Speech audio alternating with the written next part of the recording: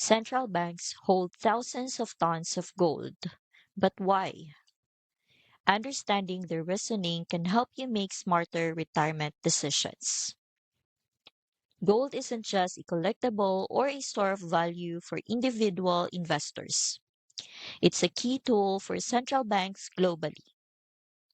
According to the Why Precious Metals Guide, central banks hold significant gold reserves to stabilize their currencies, hedge against inflation, and maintain economic confidence. This reliance is a testament to gold's enduring value. Even in times of uncertainty or market volatility, central banks continue to see gold as a reliable safeguard.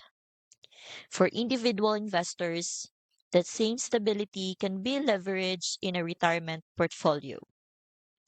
By looking at how central banks treat gold, you can better understand why it has been trusted for centuries and why it may continue to be a safe haven in today's financial environment. I've linked this guide in the description.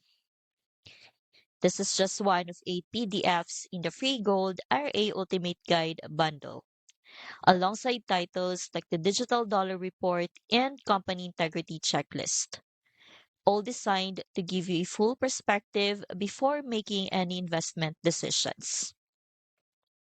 If you want to see how central banks' confidence in gold can inform your own retirement strategy, download the full Gold RA Ultimate Guide bundle. You can get it for free and gain clear guidance to help you navigate investing in precious metals. You can find the link in the description.